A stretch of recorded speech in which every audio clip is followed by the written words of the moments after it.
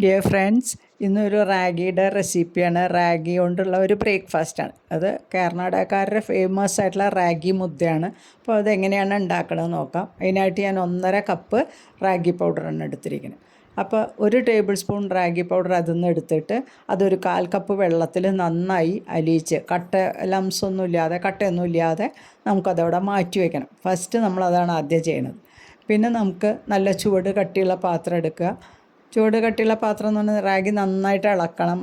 അതിന് വേണ്ടിയിട്ടാണ്. അപ്പോൾ നമുക്ക് നല്ലോണം ചൂട് കട്ടിയുള്ള പാത്രത്തിൽ 3 കപ്പ് വെള്ളം ഒഴിച്ച് 1 ടേബിൾ സ്പൂൺ നെയ്യും കൂടെ ചേർത്ത് കൊടുക്കാം.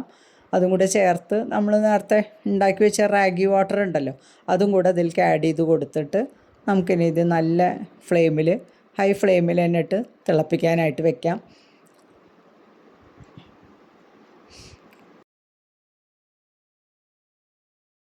നമ്മളുടെ ഈ വെള്ളം നമ്മൾ വെച്ചിരിക്കുന്ന വെള്ളം നന്നായി തിളച്ച് വരുന്ന സമയത്ത് നമുക്ക് റാഗി പൗഡർ കുറേശ്ശെയായിട്ട് തൂവി കൊടുക്കാനേ പാടുള്ളൂ. അധികം പെട്ടെന്ന് തന്നെ ഒന്നിച്ചിട്ട് കൊടുക്കണ്ട. കുറേശ്ശെയായിട്ട് ഇട്ട് കൊടുത്തിട്ട് നമുക്ക് ഇതുണ്ടാക്കിയെടുക്കണം. കുറച്ച് സമയം എടുക്കുന്നേ ഉള്ളൂ, പക്ഷേ വളരെ ഹെൽത്തി ആയിട്ടുള്ള ബ്രേക്ക്ഫാസ്റ്റാണ് കേട്ടോ. ഇപ്പോൾ ശനി ഞായറൊക്കെ നമുക്കത് ഉണ്ടാക്കി നോക്കാം. വെള്ളം തിളയ്ക്കാൻ തുടങ്ങിയിട്ട് അപ്പോൾ റാഗി പൗഡർ കുറേശ്ശെയായിട്ട് ഇട്ട് കൊടുക്കണം. അപ്പോൾ ഇത് റാഗി പൗഡർ നമ്മൾ ഇട്ടതിന് ശേഷം ആദ്യം ഇളക്കണ്ട. സൈഡിൽ നിന്നൊക്കെ വെള്ളം തിളച്ച് അതിലേക്ക് വരട്ടെ. അപ്പോൾ നമ്മൾ കുറച്ച് നേരം തൊടാതിരിക്കണം പൗഡർ. പിന്നെ വെള്ളമൊക്കെ തിളച്ച് സൈഡിൽ നിന്നൊക്കെ വന്ന് റാഗി പൗഡർ അതിലേക്ക് താഴ്ന്നു കഴിയുമ്പോൾ പിന്നെ നമുക്ക് പതുക്കെ തവി വെച്ചൊന്ന് താഴ്ത്തി കൊടുക്കാം. എല്ലാ സൈഡിൽ നിന്നും തിളച്ച് റാഗി പൗഡറിലേക്ക് നമ്മളുടെ വെള്ളം വരുന്നുണ്ട്. അപ്പോൾ നമുക്ക് ഇനി പതുക്കെ ഒരു തവി കൊണ്ട് പതുക്കെ ഒന്ന് റാഗി പൗഡർ ബാക്കിയൊക്കെ ഒന്ന് താഴ്ത്തി കൊടുക്കാം. റാഗി പൗഡറൊക്കെ വെള്ളത്തിൽ നല്ലോണം താഴ്ന്നു കഴിഞ്ഞിട്ടുണ്ട്. അപ്പോൾ നമുക്ക് ഇനി കുറച്ച് നേരം നമ്മളുടെ ഫ്ലെയിം ലോ ഫ്ലെയിമിലേക്ക് ആക്കുക. എന്നിട്ട് കുറച്ച് നേരം നന്നായിട്ട് ഇളക്കി ആ കട്ടയൊന്നും കെട്ടാതിരിക്കണം. പിന്നെ നല്ലോണം റാഗി വേവിച്ചെടുക്കണം. റാഗി പൗഡറൊക്കെ നല്ല ചൂടുവെള്ളത്തിൽ നല്ലോണം അലിഞ്ഞതിന് ശേഷം നമുക്കിത് ലോ ഫ്ലെയിമിലേക്ക് ആക്കാം. ലോ ഫ്ലെയിമിലാക്കി വീണ്ടും ആ വെള്ളം നല്ലോണം വറ്റിച്ചെടുക്കുക. അപ്പോൾ നമ്മളുടെ റാഗി അതിൽ കിടന്ന് നന്നായി വെന്ത് വരുന്നു. അപ്പോൾ ഇത് വളരെ നല്ല ബ്രേക്ക്ഫാസ്റ്റാണ് കേട്ടോ. ശരിക്കും പറഞ്ഞാൽ നല്ല ടേസ്റ്റുമാണ് കഴിക്കാൻ.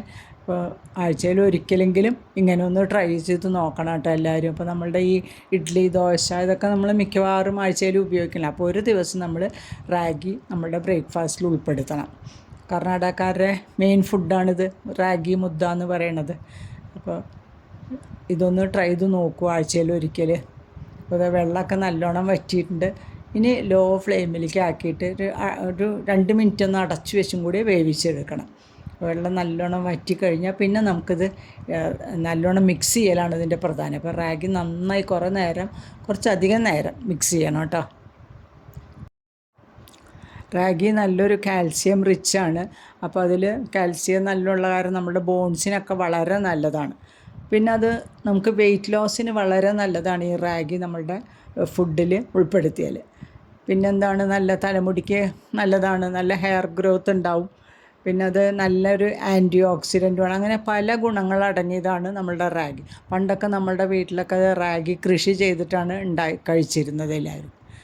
പിന്നെ നമ്മളുടെ റാഗി ഇതപ്പോൾ റെഡി ആയി കഴിഞ്ഞാൽ അത് കയ്യിൽ ഒട്ടാതെ ആകുമ്പോൾ നോൺ സ്റ്റിക്കി ആയി കഴിയുമ്പോൾ നമുക്കിനി ഇതൊരു വേറൊരു പാത്രത്തിലേക്ക് മാറ്റിയതിന് ശേഷം നമുക്ക് ഉരുട്ടിയെടുക്കണം. അപ്പോൾ ഇത് ചൂടുണ്ട് കേട്ടോ, ചെറിയ ചൂടുണ്ട്. അപ്പോൾ കൈ എപ്പോഴും പച്ചവെള്ളത്തിൽ മുക്കിയിട്ട് നനച്ച് നമുക്കിത് ഉരുട്ടിയെടുക്കാം.